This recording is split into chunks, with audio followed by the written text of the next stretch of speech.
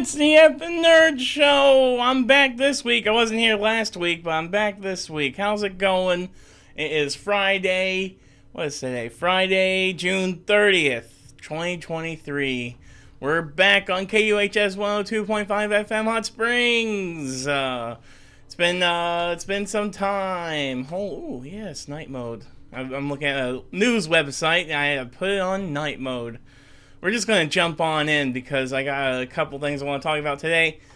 I'm not going to be... I got a couple things I want to talk about today a little bit later, but I'm trying to shove a lot of stuff in right now before commercial in 10 minutes.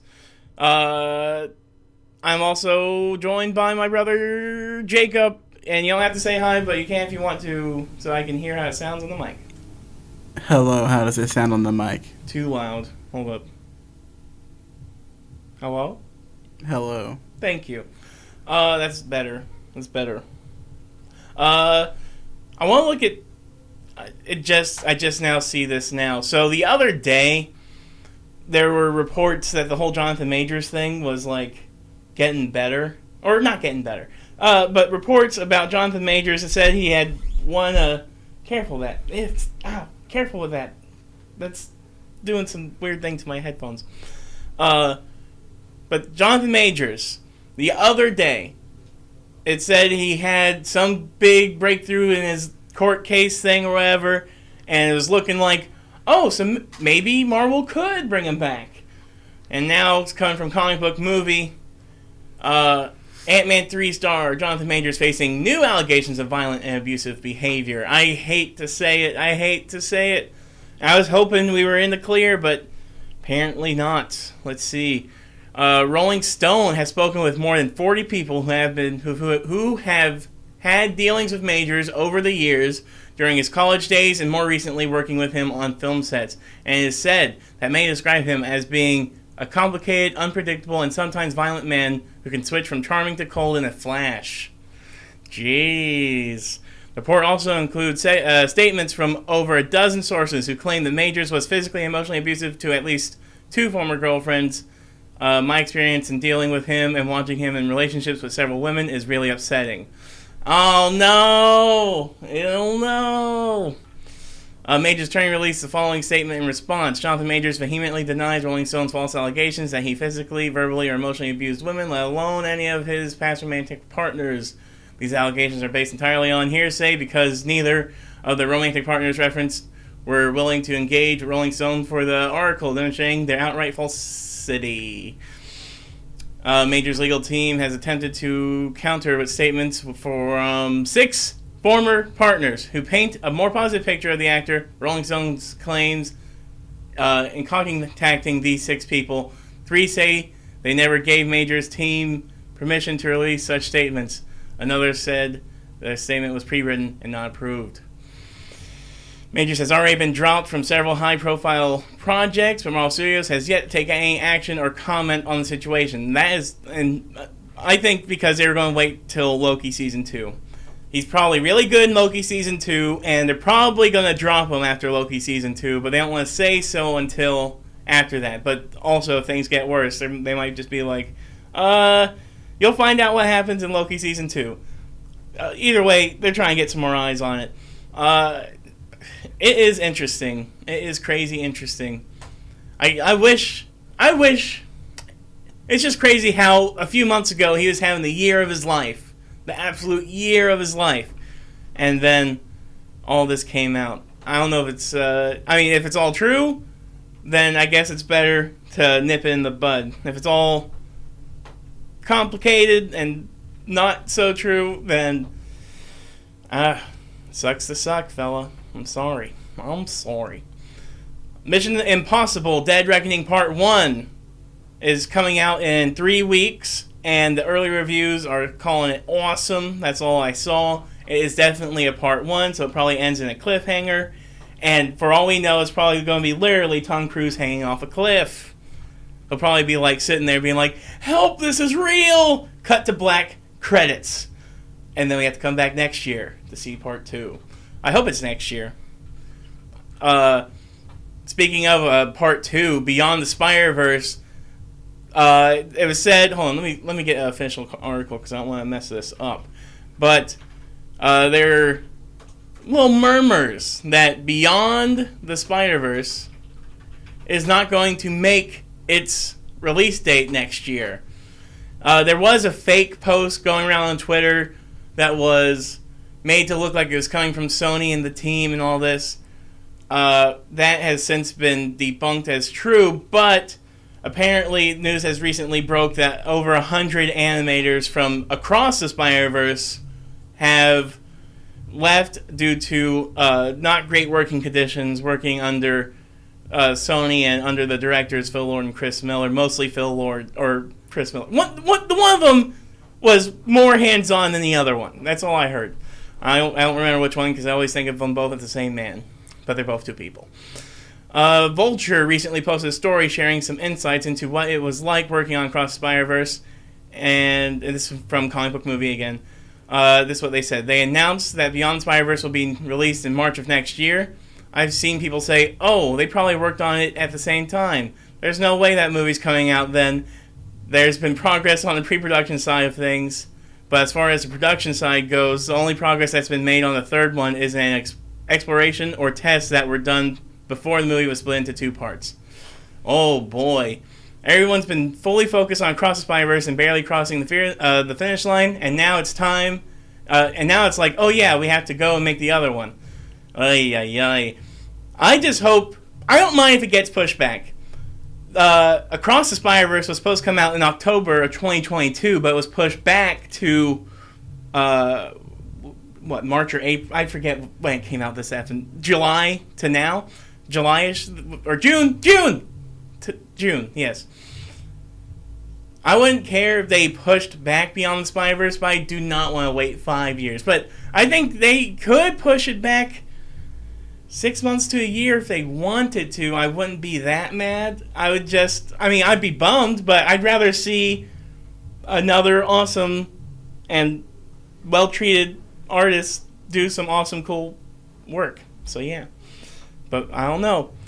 And with the things going on right now with the writer's strike and the soon to be the Screen Actors Guild strike and all this, and the lack of union surrounding people in the tech part of all this, in the VFX part of all this, it's trying times. I will not be surprised if the years 2025 and 2026 are full of stinkers, because that'll be around the time when all this. That's when we'll see the fallout of all these strikes and all of this just mistreatment of the workers here. Because if anybody remembers back in 2010 and 11-ish, those were dark years, and that was as a result of the 2008 or 2009 strike.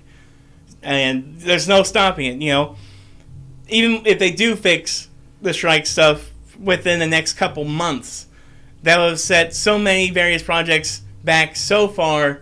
Some of them will be okay, but I think a lot of them are going to be suffering. We've had a couple good years in movies. It's probably going to be a couple stinker years coming up soon. It's just perfectly balanced, as all things should be. Okay, let's see. Actually, I'm going to play a song. I'm playing a song, and when I get back, I'm going to discuss some television, because I love it. Because I love some TV. And I got some good TV picks this week. Well, one. Yes. So I'm going to work on that right now. Doing this.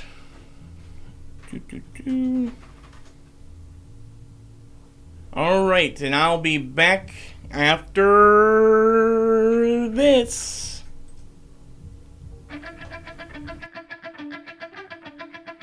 I'm gonna take that back into a couple seconds. Just like this. Yes, that noise. If you've watched The Bear, you know what that noise is.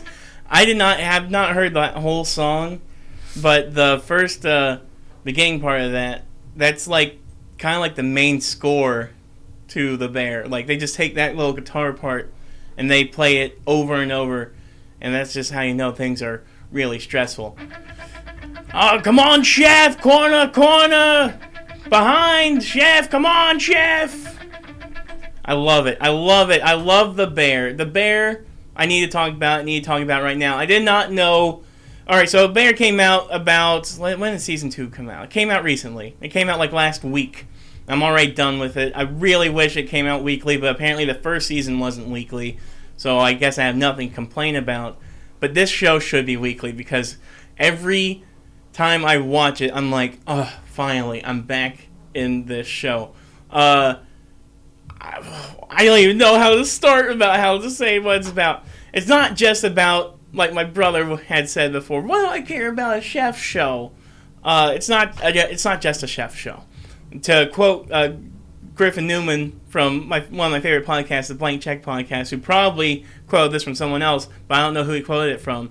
He said this: films, it's a TV show, but films, it's not what it's about, it's how it goes about it. And that's what The Bear is. The Bear, yeah, it takes place in a Chicago kitchen, but it's really just about these people and how stressed out they are all the time. And I love it. It matches my mental energy. Like, when I started the first episode, they were talking so fast, cutting so fast, just revving up the stress. I was like, oh, I felt like a frog in water, boiling water that was being boiled slowly or something. I was like, oh my god, my head can just plug into this show so easily because it is probably as crazy and stressed out as I normally am, just on the inside. It's so good. Oh my goodness. I'm just gonna say the cast's name. I'm just gonna go straight down the list. Not because I think they're all super well known, but because I think they're all spectacular. You got Jeremy Allen White. He plays Carmy. He's the main guy, main chef. You got Ayo Edebiri. She is a new star. She's literally, when the first season came out last year, I was like, she's going to be a star. And now this year, she's already appeared on Abbott Elementary as a guest star. She has 2 movies coming out this summer. I think probably another TV show. She was on an episode of Black Mirror. I was right. She's effing blowing up. Oh my god. Oh, all these people. Matty Matheson. He's in it. I think he's a real life chef. Let me look at that. Yes. He was an executive chef at Parts and Labor, a restaurant located in Toronto, Canada. That's cool. Abby Elliott plays Sugar. She's really good, and she has just a heartbreaking second season.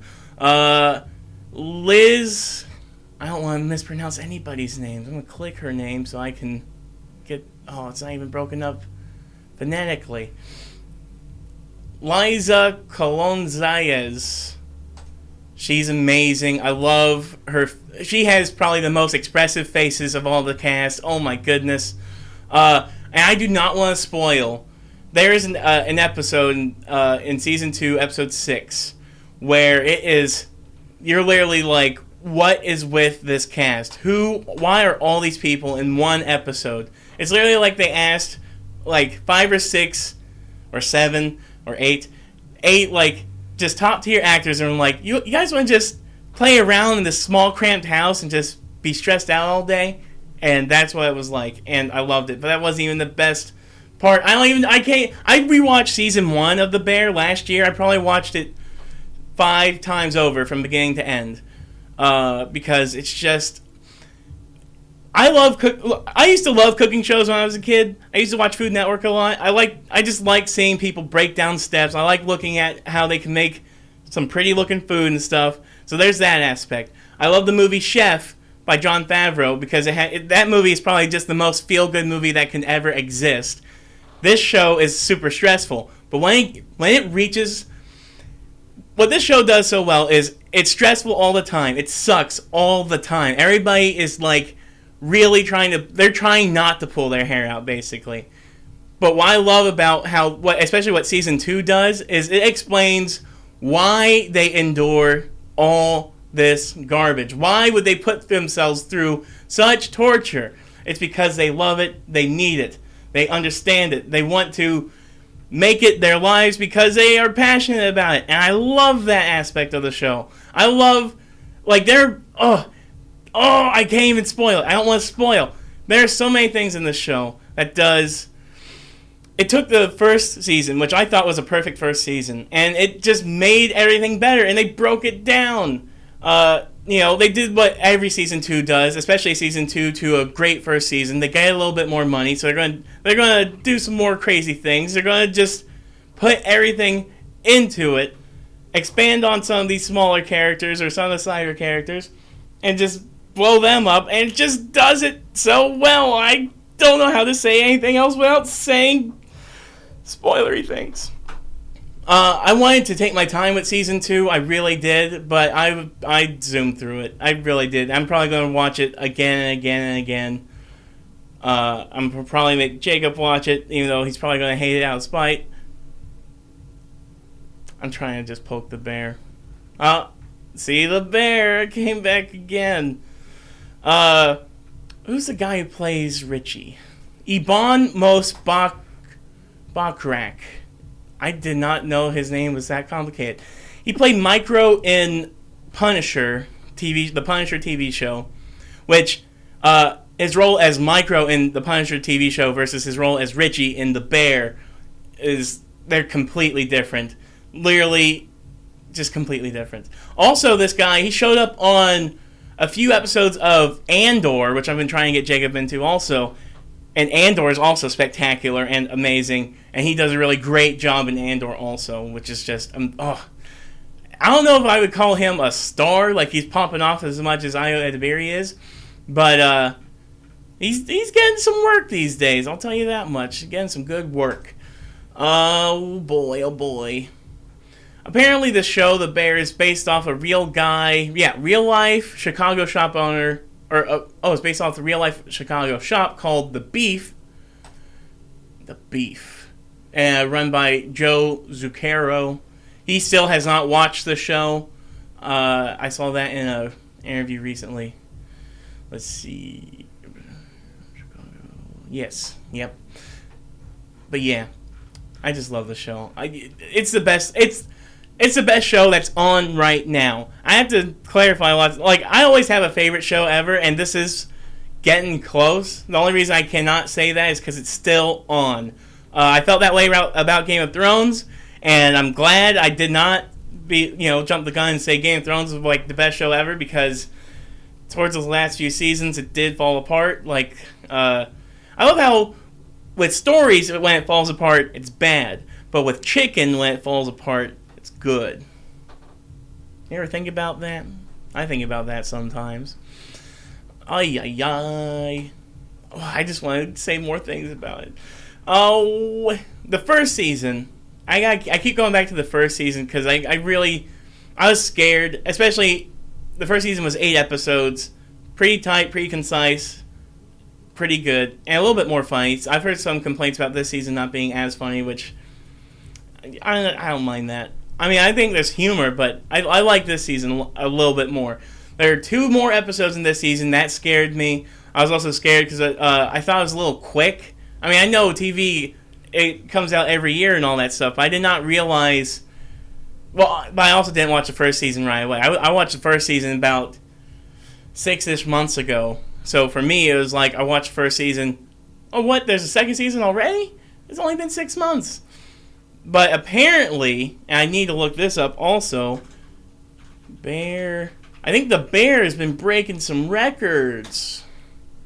Let's see. Give me the news. The Bear! Viewership spiked 70% with Season 2 launch, marking FX's most watched Hulu premiere.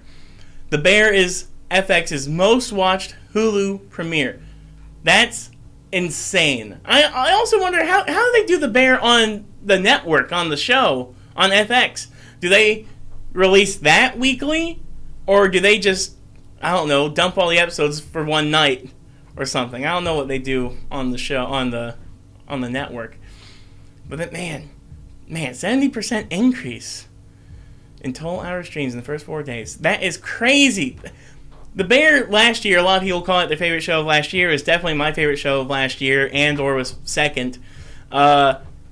This year, I don't even like. Oh, I saw something the other day that was showing it was showing Netflix's shows, like the top watch hours within the first, I think, was it 28 hours? For some reason. Mm. And what I noticed a trend was later seasons of a show were higher up than earlier seasons.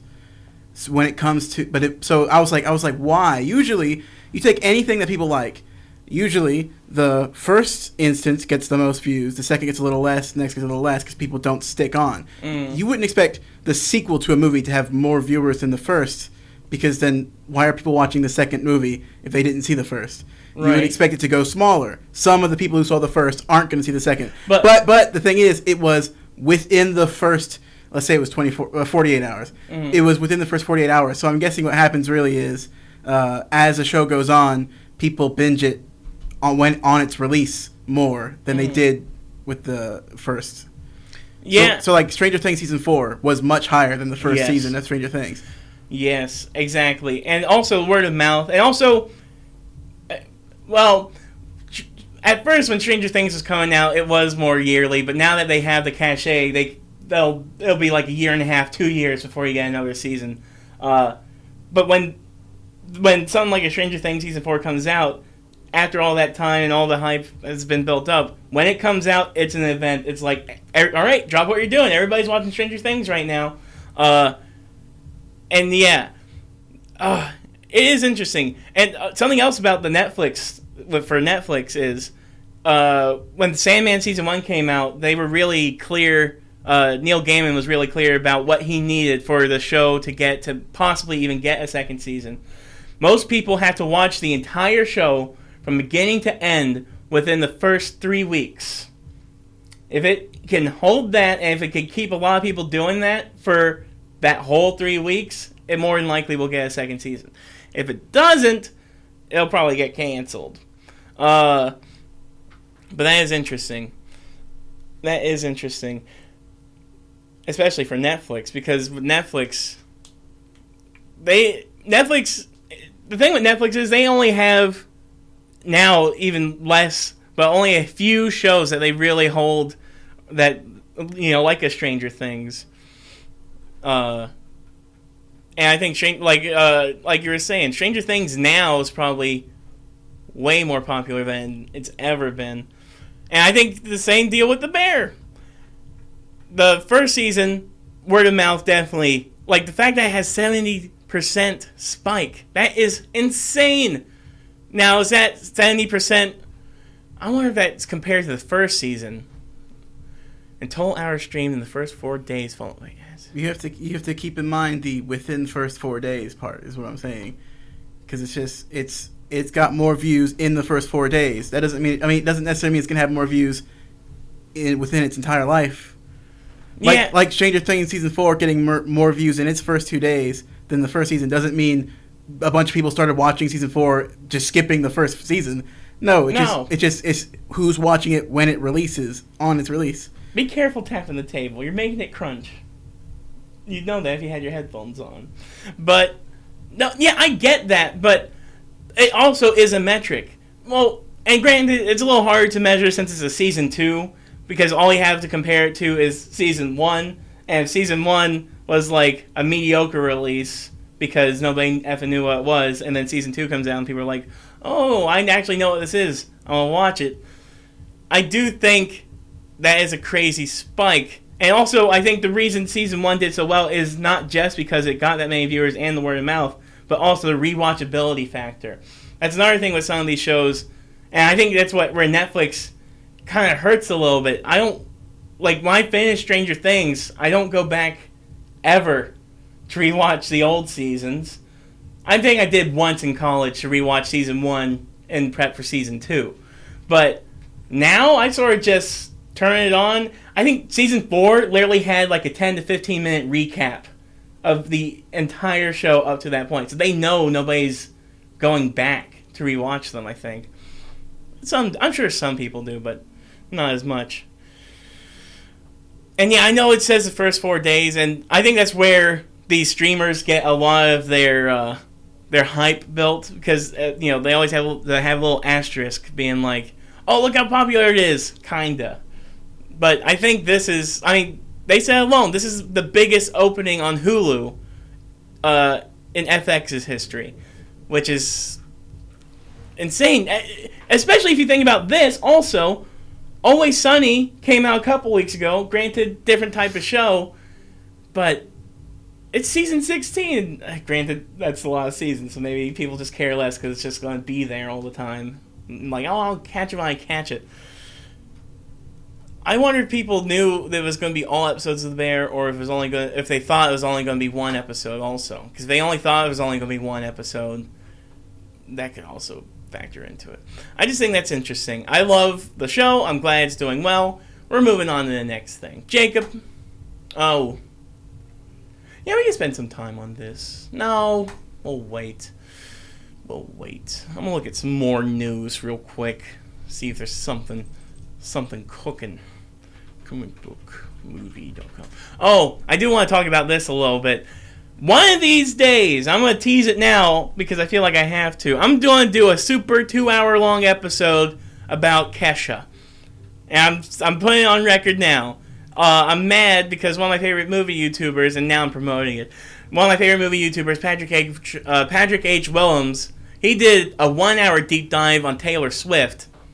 And that was cool and all, but I had the idea to do a 2-hour deep dive on Kesha first. Probably. I don't know how long he's been working on that video. But and that's another thing. The Bear has a great Taylor Swift song drop in one of the episodes. And it comes at such a point you're like, this is the best show on television. That's what happened to me at that point. And it wasn't because it was Taylor Swift. It was because of everything leading up to that Taylor Swift drop. I was like, okay, we're doing it. Alright, let's take a look. Mortal Kombat 2, you probably didn't see the first Mortal Kombat. It was mediocre.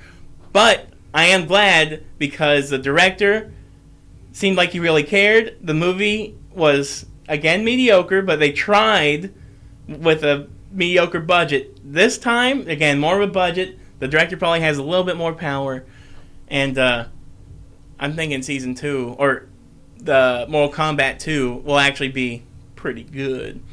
And they got Carl Urban from The Boys to play Johnny Cage, which I don't know anything about Mortal Kombat. I know he's a movie star guy. Oh yeah, duh, we should probably talk about this so I could clip this out for a YouTube video. They cast a new Superman and Lois. Yes, I'm going to look that up right now. Superman and Lois. Comic book movie. Comic book movie is my main source of comic book movie news since I was a freshman in high school.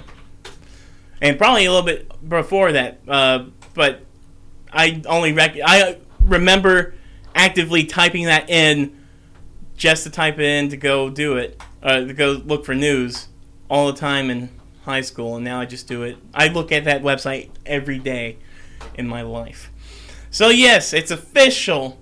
New Superman is David Cornsweet, and the new Lois Lane is Rachel Brosnahan. If you don't know, Rachel Brosnahan, she was in the show called The Marvelous Mrs. Maisel, which everybody loved way back in the day. I didn't watch it, but I am going to look at a clip of her because I want to see how she does. Marvelous Mrs. Maisel. Scene. I hope there's no cursing in it. I'm not confident, but we're going to try. Pray with me. My kids, I promise their names will come to me. I think it's inevitable that they will hate me when they grow up. Like every other parent, I spend sleepless nights imagining what my kids are going to say about me to their psychiatrists. Right? You've done this. She wasn't home. She missed my baseball game. She made me listen to her tight 10 for a week before she opened in Toledo and then had us heckle her for 3 hours so she had some practiced comebacks. And our drinks were watered down. That's the new Lois Lane, ladies and gentlemen. That's why I need to get really famous. If you're really famous, everybody loves you. At least until the will is read. I heard a story about Mary Martin, Broadway star. Her driver got sick, so she had to take a cab to the theater she was performing at. She gets in, cabbie asks her where she's going. She has no idea. no idea where the theater is or what it's called. She is too famous to know. She is so famous that eventually someone will notice she's missing and just come find her. All she has to do is stand still. Yeah. I'm glad I played a bit of her doing jokes, because The Marvelous Mrs. Maisel is about a female comedian back in, like, I don't know, 40s or 50s or something like that, or even young. So, 1958. So, I figured her set would have to be pretty clean, because comedy was... I mean, I don't know if comedy in general is clean, but I think she's being filmed, so... TV comedy had to be pretty clean.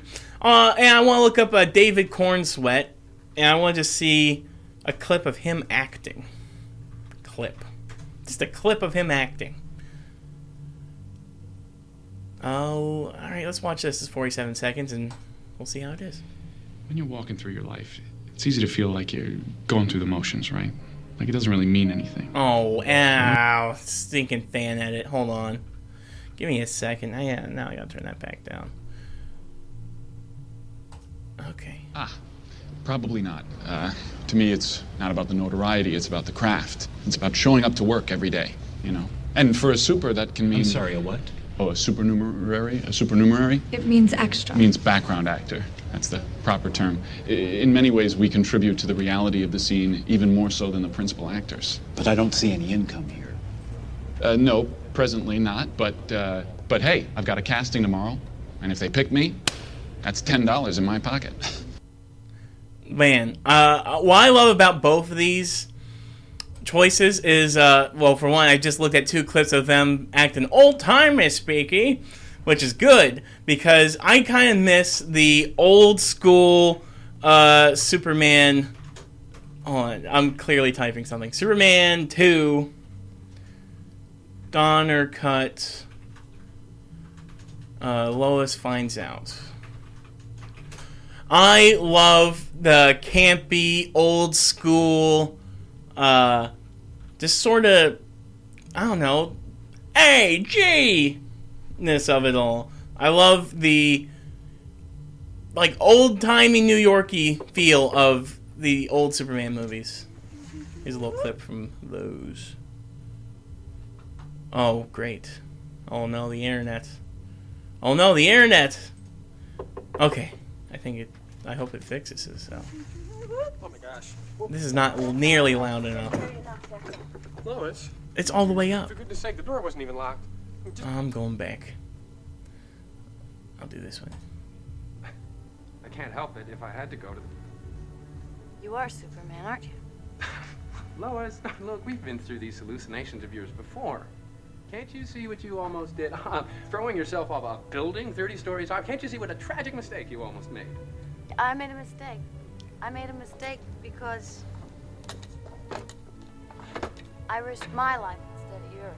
Lois, don't be insane. And don't fall down, because you're just gonna have to get up again. No, Lois, now don't be crazy now. What?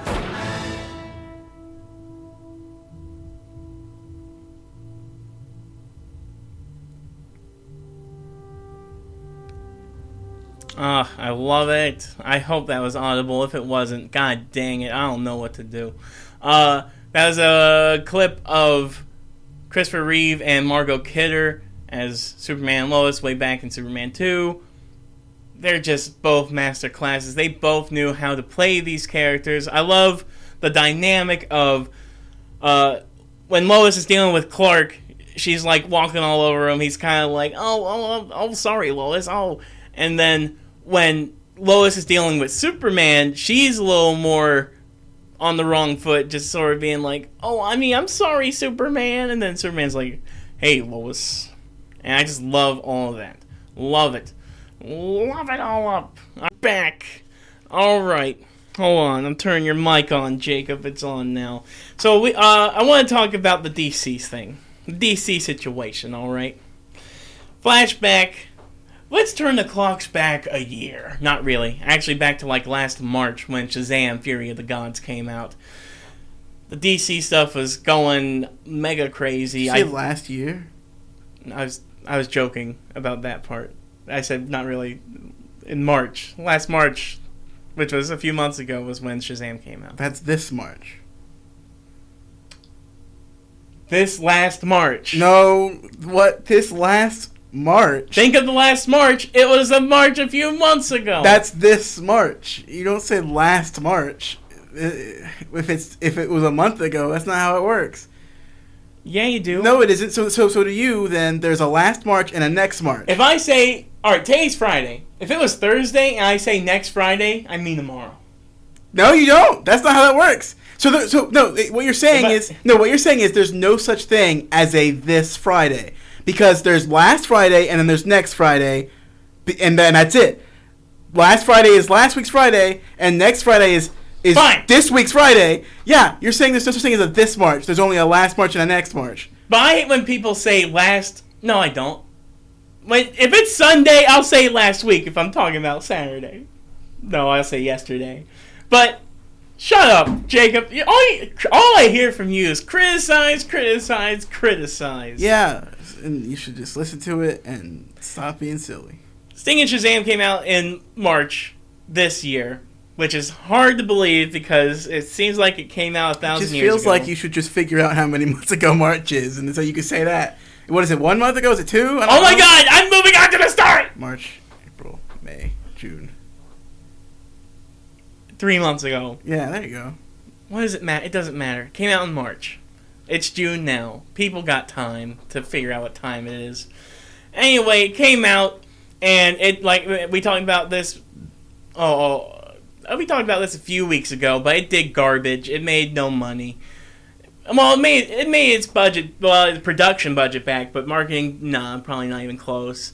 Home video, probably not even close. I'm surprised they even would try releasing the home video. Granted, I think I'll buy it. I'll buy it just to support it. I went to go see it in IMAX by myself. None of my roommates wanted to go. I had 2 roommates, so neither of them wanted to go. So I went and saw it by myself because I loved the first Shazam movie. Jacob, you were surprised when I said I loved the first Shazam movie so much to where I've watched it multiple times throughout the years. And apparently, you've watched it more than one time. I don't think so. Really? I've watched it at least 4 times in life, probably 5 times. I like the first one. I consider it a classic. I consider it a Christmas staple because it's a Christmas movie. It's a movie about family. I like how it's a little, especially at the time when the first Shazam came out, we were still in the thick of the Zack Snyder-ness of everything, and everything was like still dark, moody, and wet and stupid. I think the movie that came out before the first Shazam was Suicide Squad without just Suicide Squad. Shazam was like the only DC movie that was trying to have fun. Yes, have fun and be funny and like heartfelt. Yes, and heartfelt too. There is is there any heartfelt content in Man of Steel, Batman v Superman, Aquaman, Wonder Woman, Justice League? Is there heartfelt content? No, there's character drama, but that's not, it's like, is it like, oh, this is heartwarming? No. There's one heartwarming in the Zack Snyder Justice League part. What? When he's going taking time back and he's like, I did it, Dad. I'm the best of the best. I love that part. And he's like running existence back into existence. That's just amazing. When did Zack Snyder's Justice League come out? Oh, last year. No. Yeah. No way. What? No way. I'm looking it up. Last year in February. No way. Let me look it up. That sounds so recent. It had to be. Nope, I was wrong. Yeah, of course you're wrong. It was way too soon. It was 2021. Jacob, whatever. The last 2 years for everybody in the world were the same year. Let's see. Yeah, it was 2021. I was thinking, but I think it came out February in 2021. March also. DC loves March. So in that entire Zack Snyder era, you've got like a line in the Zack Snyder Justice League and Shazam as being the only thing that was like, hey, here's some heartfelt content. The rest of it was like trying so hard to just be cool. Yeah, be cool and different. They were trying to be not Marvel. And I think early on, that was DC's main goal, was just to be not Marvel. And then it became let's try to be Marvel, and then became, let's just do whatever we can, So do Shazam whatever. was sort of like the Ant-Man of it. Yeah.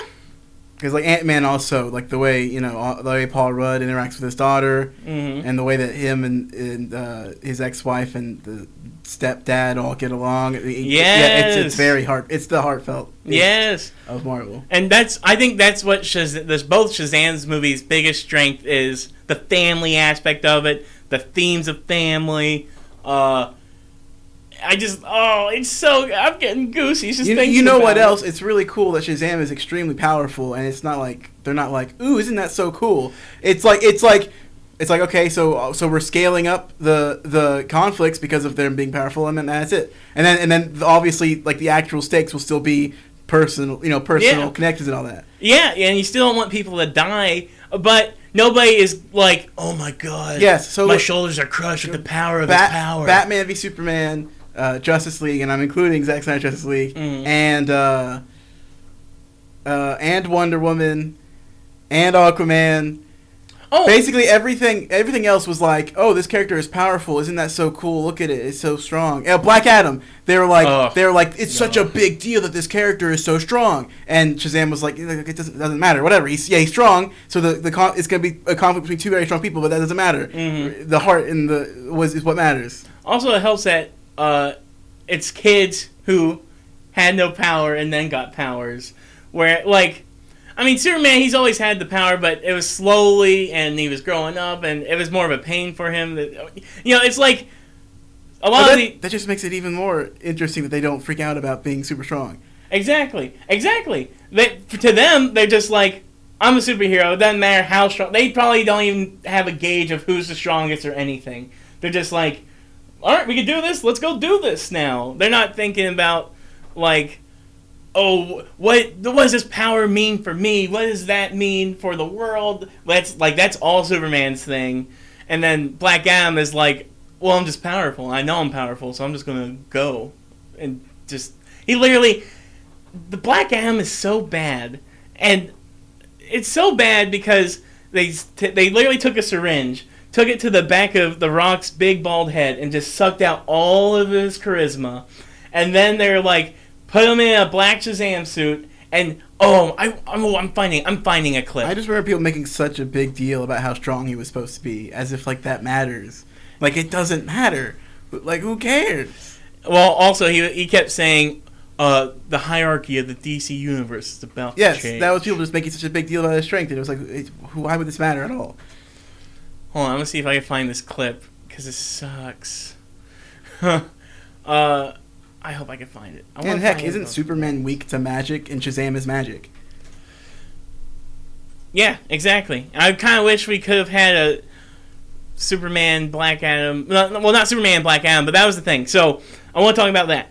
The Rock hates the Shazam movies. He does not want any ounce to do with them. What? Despite the fact that Black Adam is a Shazam villain. Why are you saying that? You saying what did he say that? What happened? He didn't say it outright, but throughout all this Warner Brothers stuff and all the behind the scenes stuff, it's become pretty clear that The Rock didn't want the ultimate lead up of his idea of what he was going to be to lead to him finding Shazam, even though he's there. Black Adam says Shazam all the time because he has to say Shazam to turn on his powers. So that makes it more frustrating. But he basically, that whole the hierarchy of DC Universe is going to change or whatever. That's because he wanted Black Adam to fight Superman, and he wanted that to be the next big event. Because he wanted to fight Superman. Actually, I just gotta show you this. The final battle. I'm showing Jacob a little final battle of Black Adam because he fights the devil.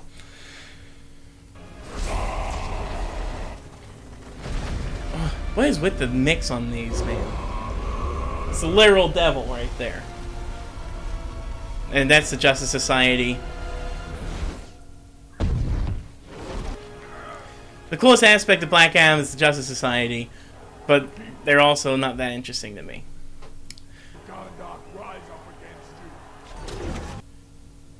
Shazam. I don't know if you heard him say it. He just said Shazam. Yeah, you can't hear anything. I wish you could put those headphones. I don't need to. It was fine. I believed you when you said that he said it. I don't need to hear it. I'm trying to get a good look at the villain. Oh man, The Rock. I'm just so strong. See, that's the thing. Okay, another thing is, like, The Rock's a big guy. We know he's strong. And just looking at Black Adam, I just keep thinking of, I'm The Rock, but I can fly. I'm The Rock, but I can throw stuff. Stop doing that dumb voice. I'm The Rock, but I shoot lightning out my fingers. Stop. So he is just Shazam? He's literally just Shazam. He has the exact same powers as Shazam.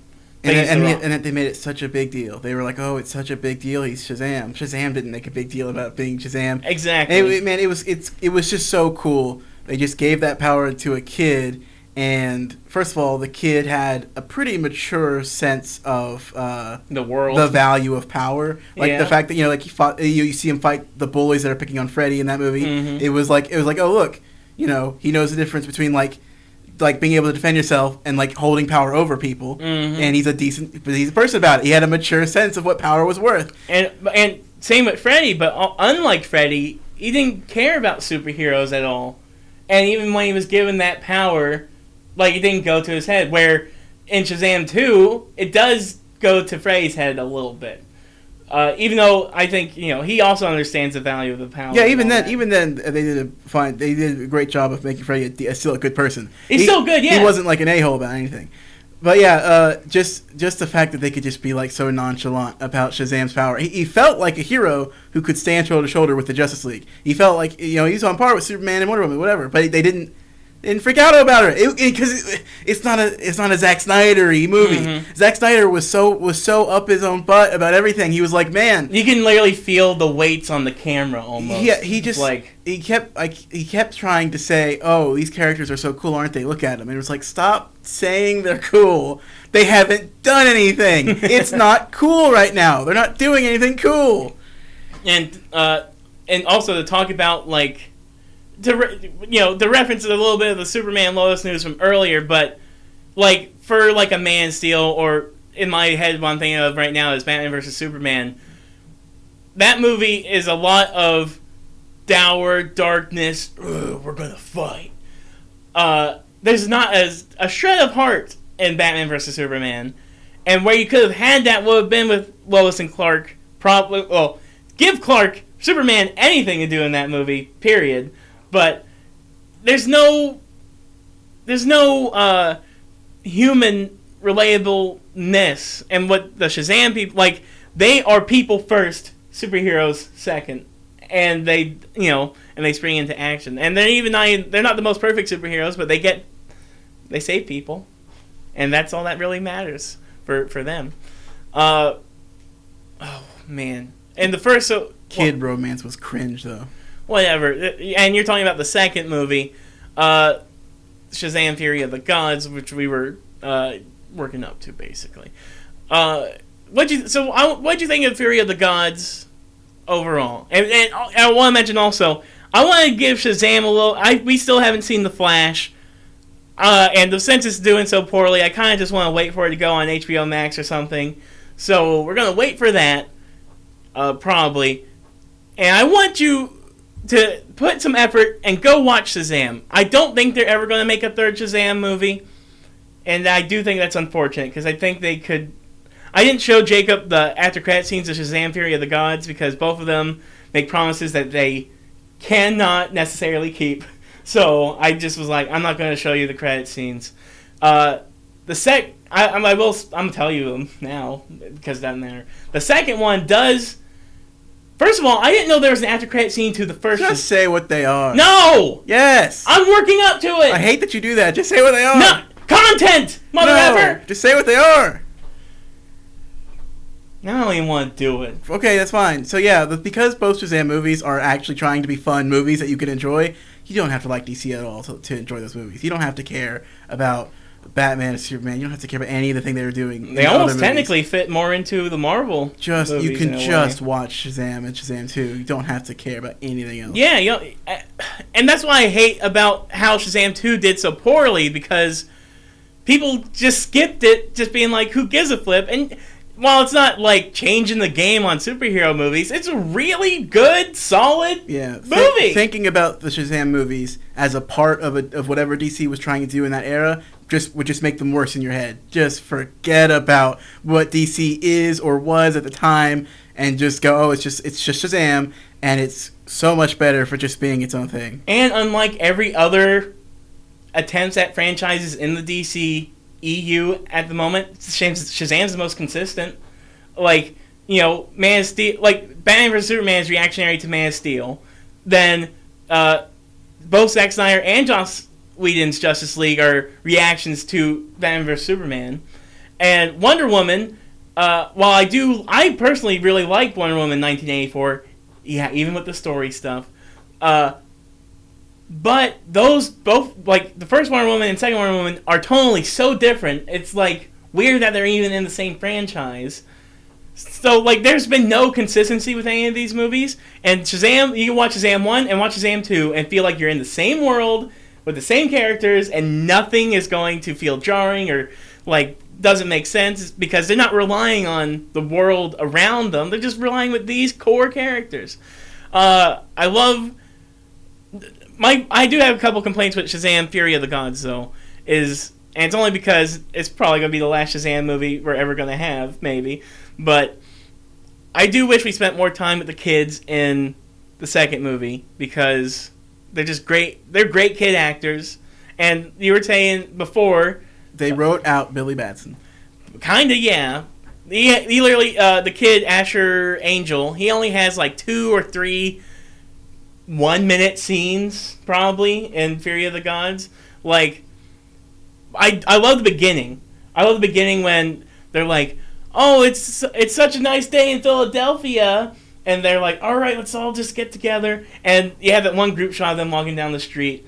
And I love that Billy Batson has a Goonie shirt because they're basically the Goonies. And there's so many aspects of this movie that remind me of the Goonies, like when Freddy is trapped with the wizard in that weird cavernous pit or whatever it is. I was like, this makes me feel like the Goonies. It's like kids running around in dusty caves.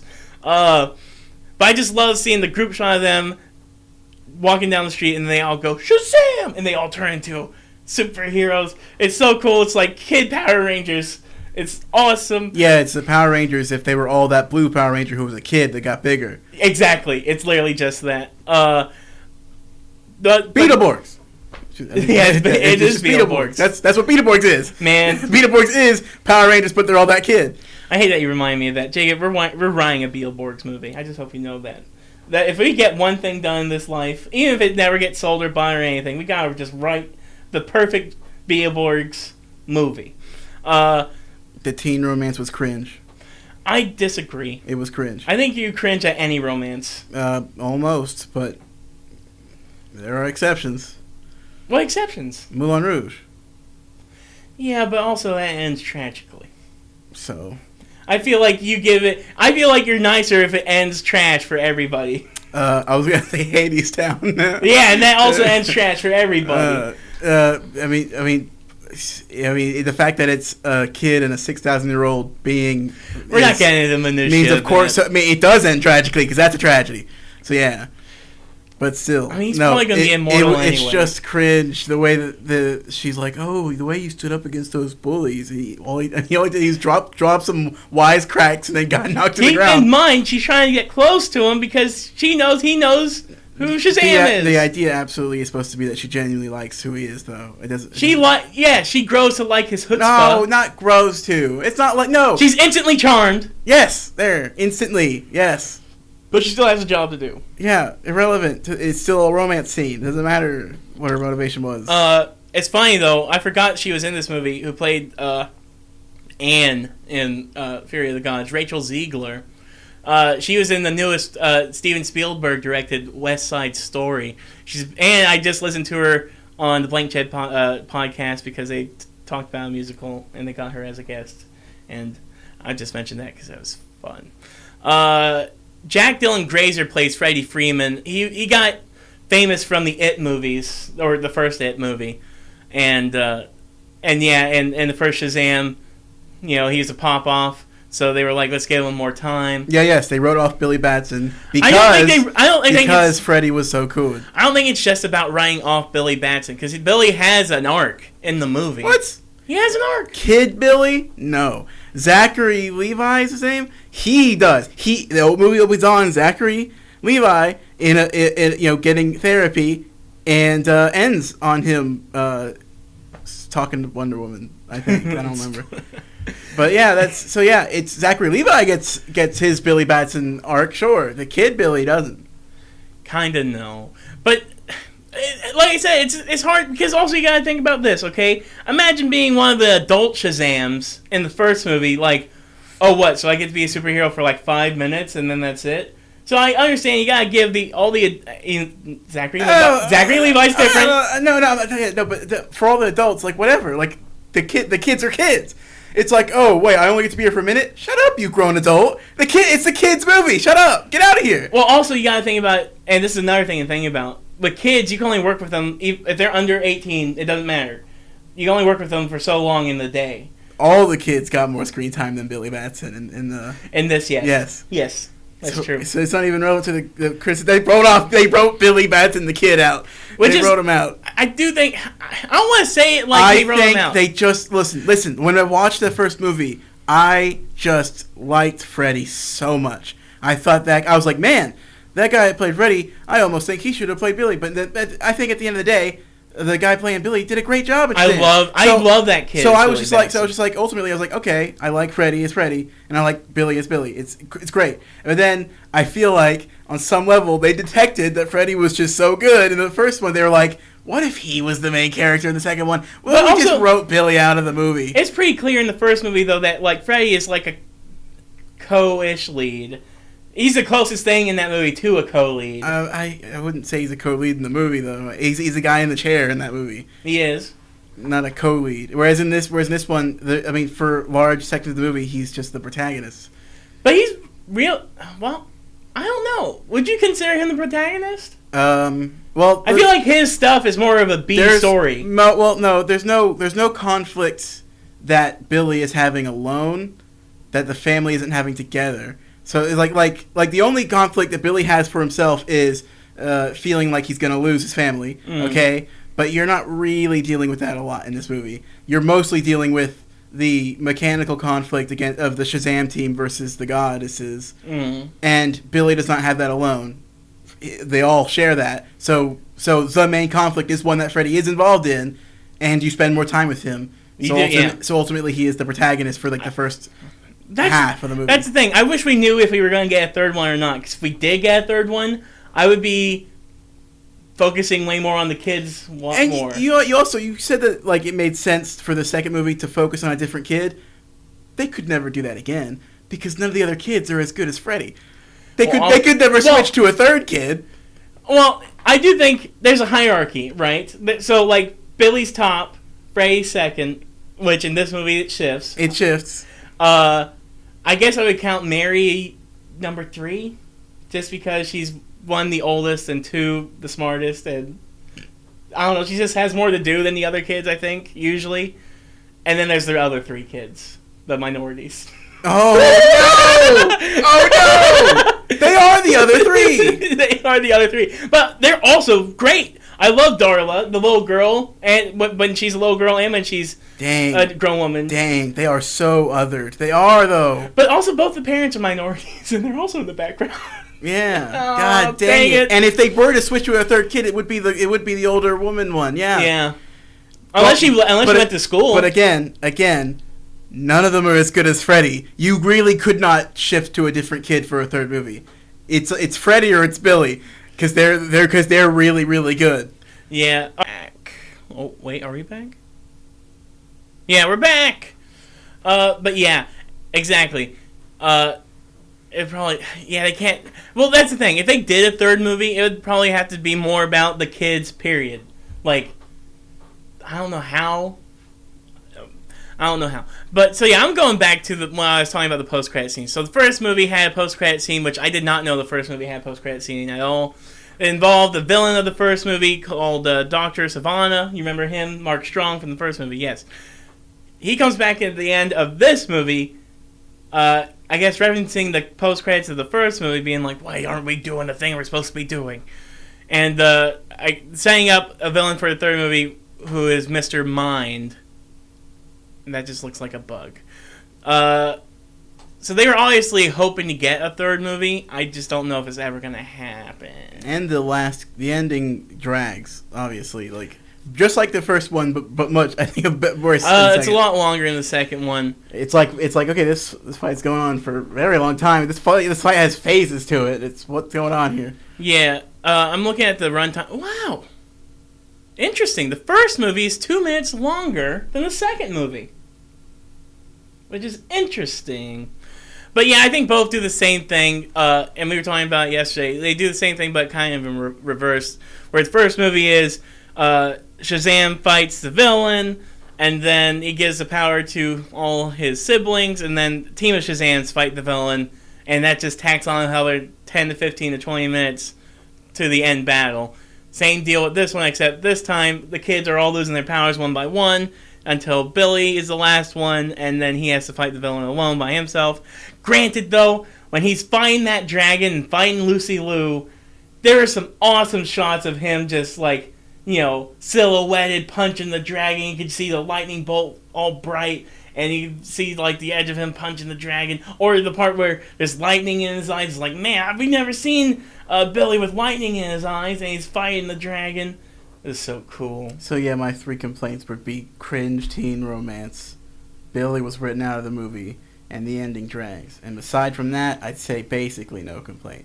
Obviously, I mentioned that Zachary Levi plays a different character than the kid Billy. They are not at all 2 actors playing the same essential core person. No.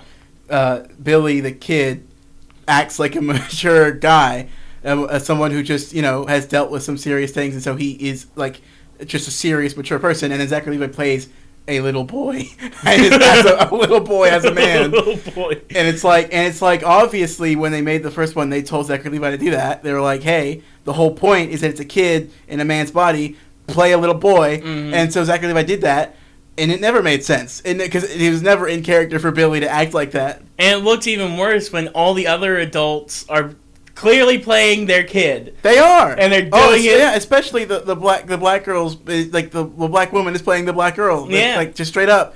And yeah. So it was like, yeah, Zachary. She's best. She's probably the best one out of all. So yeah, Zachary Levi's being consistent, but it's like from the start, it was not done to make sense. Yeah, and one scene I always look at is the scene at the end of the second one where Billy's adopted mom's like, just let me see my son one more time. And then he turns to Billy. He delivers a great little emotional scene with his mom. He's like, all right, I love you, Mom.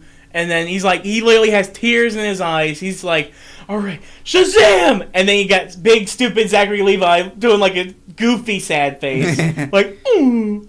Yeah, I don't consider this like an actual big complaint, because it's like, obviously it's not ideal. It's not, but the story tracks. It doesn't change. At the end of the day, I've always found Zachary Levi's portrayal of a little boy as a man funny. It's funny, and I've always really respected that Billy the kid is mature. Yeah. So it was like, I like them both. Obviously, it doesn't make sense for them to be inconsistent, but I like them both anyway, so it's okay. Now, I want to get into the weeds a little bit about their power sets here. So, like, because they hinge a lot on the whole Wisdom of Solomon thing in this movie.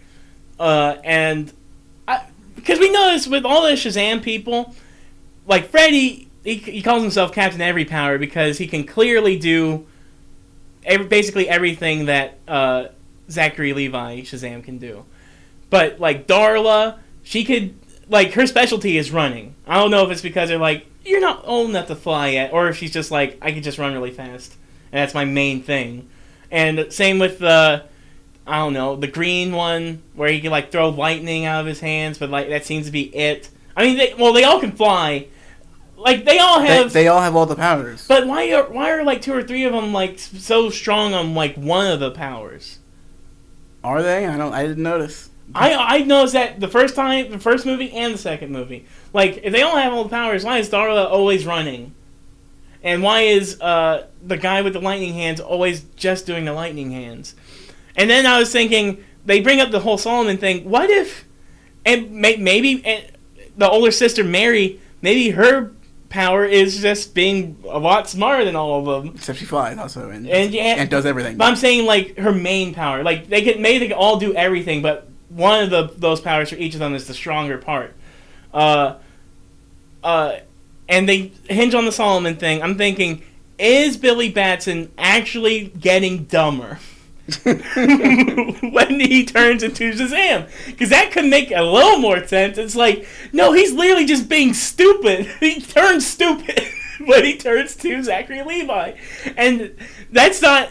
I mean, I doubt that's what they're trying to do, but it kind of tracks in my head. Like, that makes the scene where he's crying. See, it would have been funny because they bring up the wisdom of Solomon and they're like, it's weird. It seems like you don't have that power, Billy. It would be funny if when he brings this up to the wizard, he's like, I don't have the wisdom of Solomon. The wizard's like, oh no, Solomon was an idiot. You just didn't know. I'm sorry. No, when you transform, you get dumber. You get dumber. So yeah, that was everything else in Shazam is a power. This is a defect. That's just how it was designed. But also that kind of makes sense too, though. That'd be a good way to write it off. Be like, pros, you have all the powers. Cons, you're stupid. Like that's it. You have the lightning of Zeus, the speed of Mercury. And then you're also dumb. There had to have been an offset somewhere. How do you think we fit all this magic in here? We didn't take anything away. You get dumber. You get dumber. And when you look at it like that, it kind of makes more sense. It makes the movie run a little bit smoother. Yeah. Like, oh, so it genuinely makes more sense to think of it that way. And like we said, there's nothing wrong with what Zach. It's nothing. On paper, if you only took all Zachary Levi scenes and just looked at that, it's fine. It's funny. And it's good, but it just does not track, and that makes your attachment to Billy.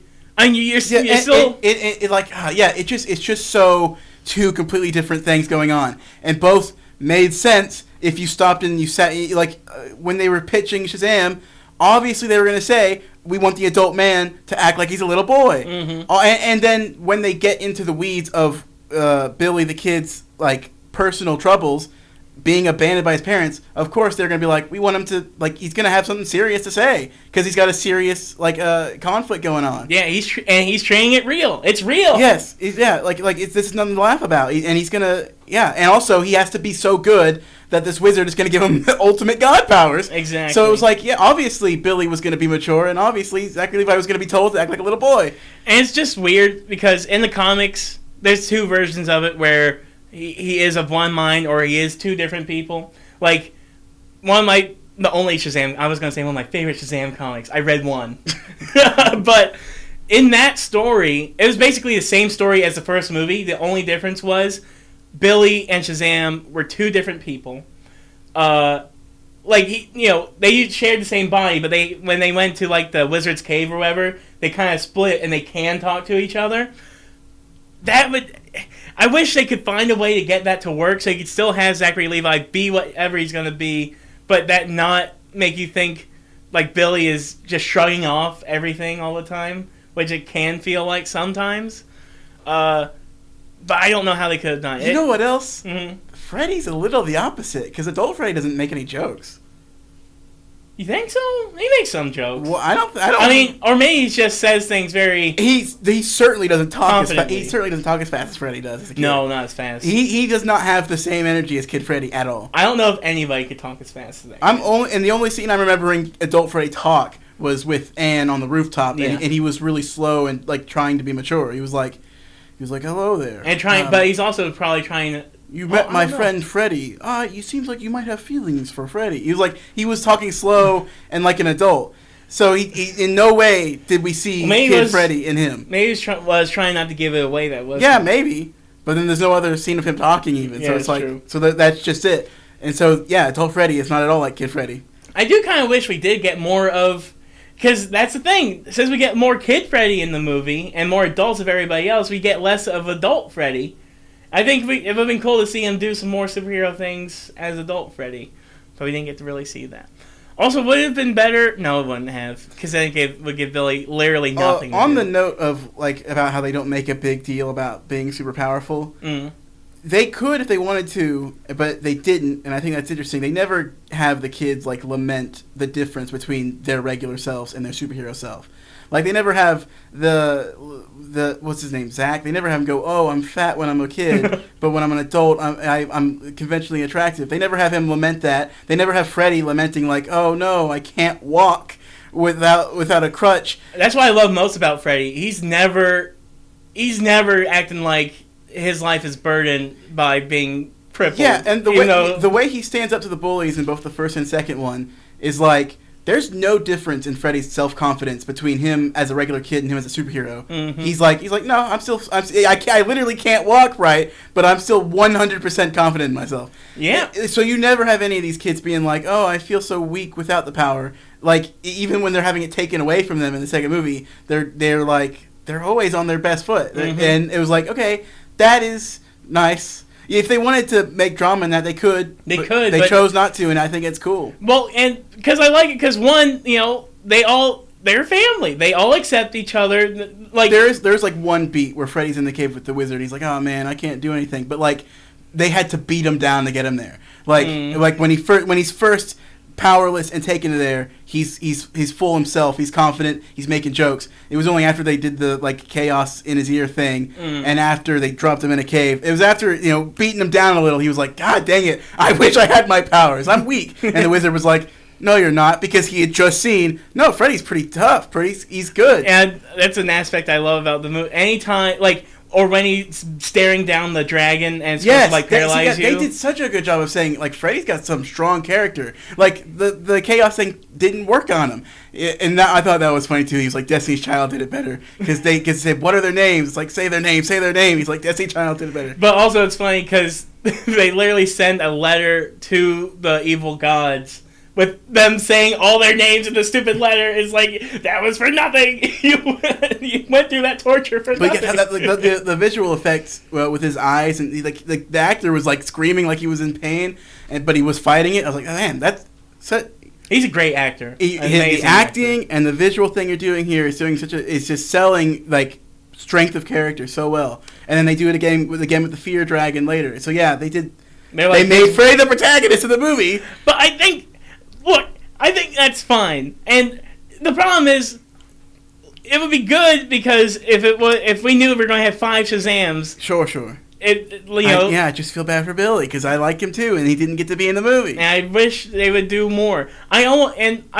So with the adult Mary, their oldest sister, in the first movie, it was a different actress. In this movie, it's the same actress playing the adult version of Shazam. That's so interesting. It's like, and you said that they should do the same thing with Billy. That once he's old enough, just have him be adult himself. And I think that would be one really kind of funny to see because you're gonna notice.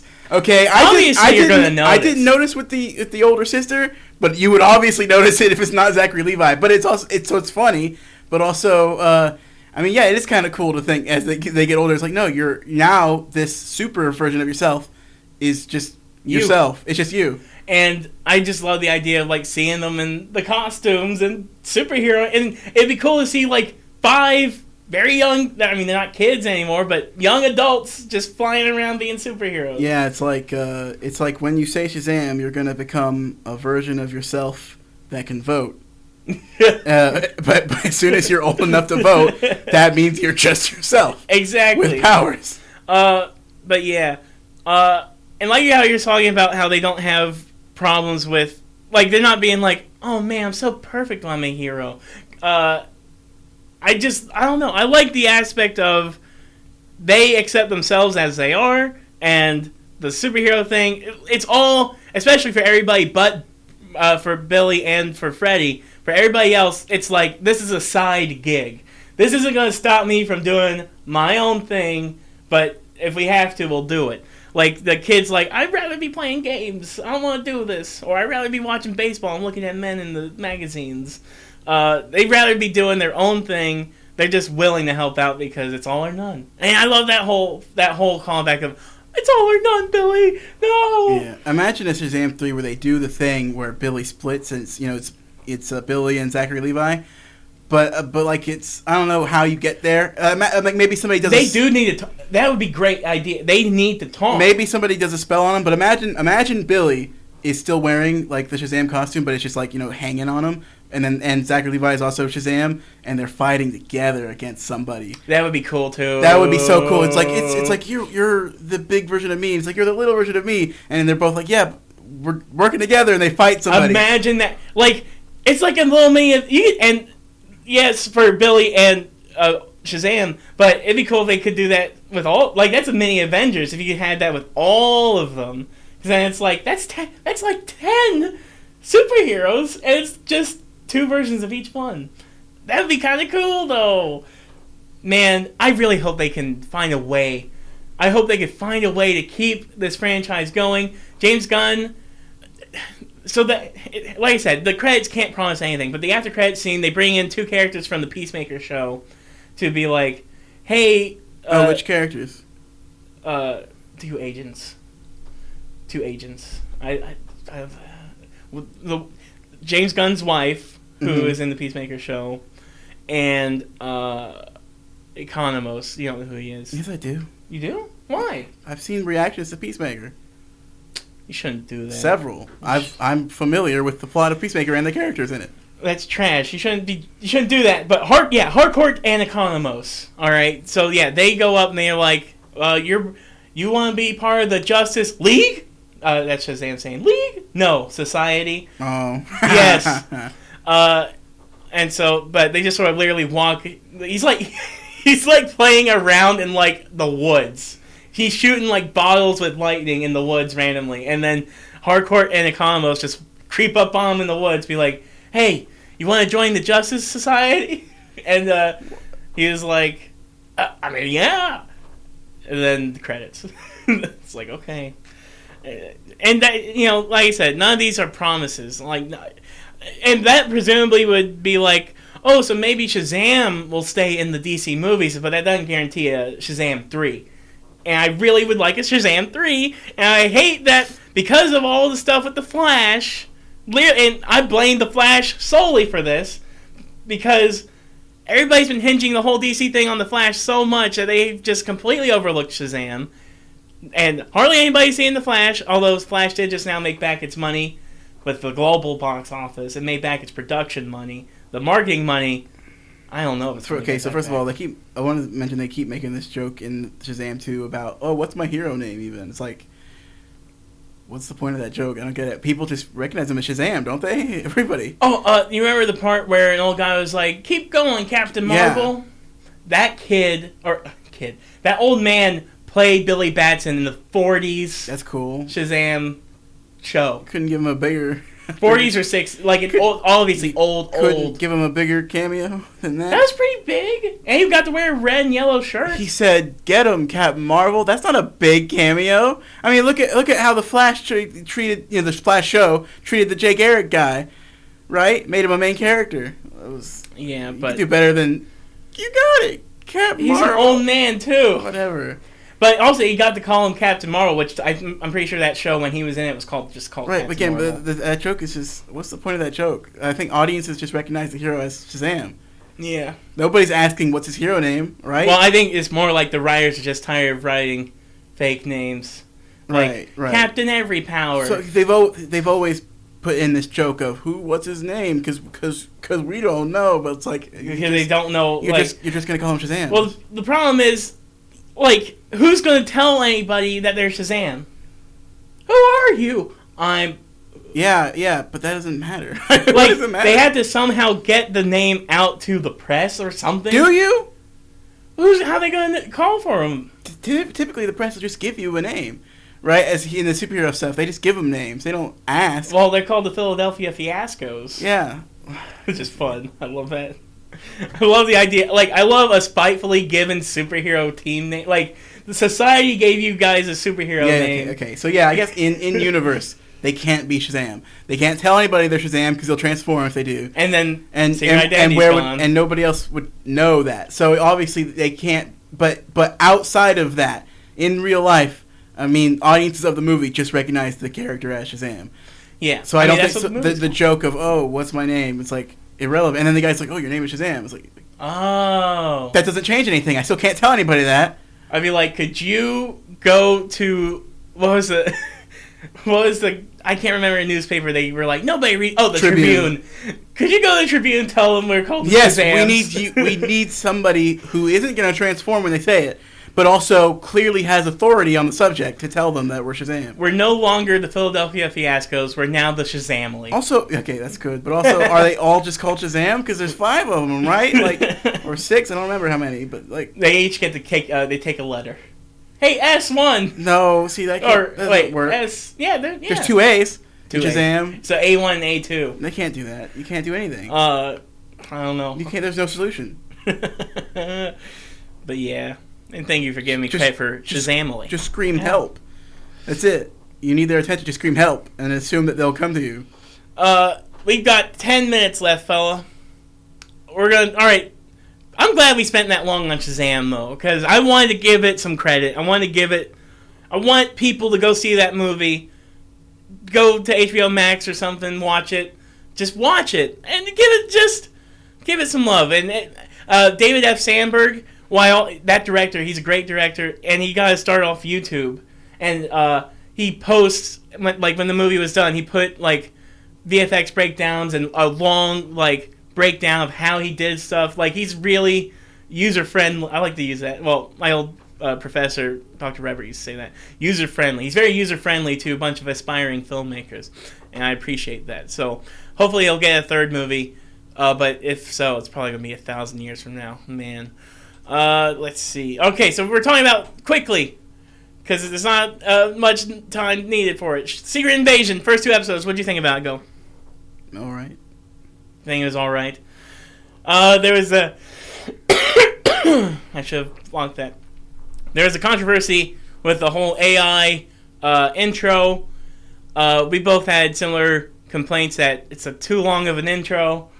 I didn't know it was AI the first time I saw it. I didn't get this from any confirmed source or anything, but it's not completely AI generated. Obviously, they had to alter it. Well, yeah, they obviously had to you can't put it together. You can't get exactly what you want from just AI. AI is going to give you something, not what you want. You got to change it up. It literally looks like they had however many sets of pictures and they sort of stitched them together with transitions or whatever. Yeah, obviously they did some work, and people are getting bent out of shape about it. When we watched the second episode, I clicked skip intro, not out of spite, just because it's a super long intro. And you should always hit skip intro. No, you should always. Every show, every time. No, skip intro. Some shows deserve people worked on that. Doesn't matter. It's just wasting time. Into the show. And people were highlighting the Daredevil intro and the Jessica Jones intro. So what extent are you allowed to use AI as a tool? Because you can tell me they rely on it too much. But so then, to what extent can you use AI as a tool? I think people are more fighting for let's discuss that. Let's figure that out before just doing it. And it's super appropriate because you said first time seeing it that it was a good intro, and it is too long, sure, but it's good, and it seems super appropriate for what the show's about. Yeah, because it looked uncanny, and I think that worked, and it should. And then secondly, I'm assuming they don't use AI in any other Disney Plus Marvel project yet. And that's when you need to be worried if they do it again. Yes, sure, and they're all really good. WandaVision's they did unique ones for every era of television, right? And I remember watching the back of the behind the scenes thing, and they showed the 2 musician people who wrote the songs for all the eras, and how they wrote one theme that recurs in each. Oh, that might not be it, but they have the same WandaVision theme, and they that was so artistic and creative and good. So if they're doing cool stuff and good stuff everywhere, and then they use AI the one time where it makes sense, is this not a safe extent to use AI as a tool?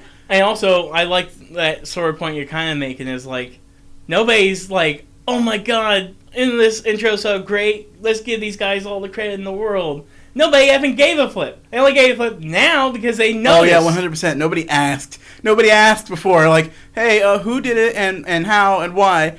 But if they hear AI now, but again, like the point is, if they're not doing it all the time and they're doing different things and creative things in other places, it's like this to me seems like an example of AI being used as a tool when the creator felt it was appropriate to do so. Mm-hmm.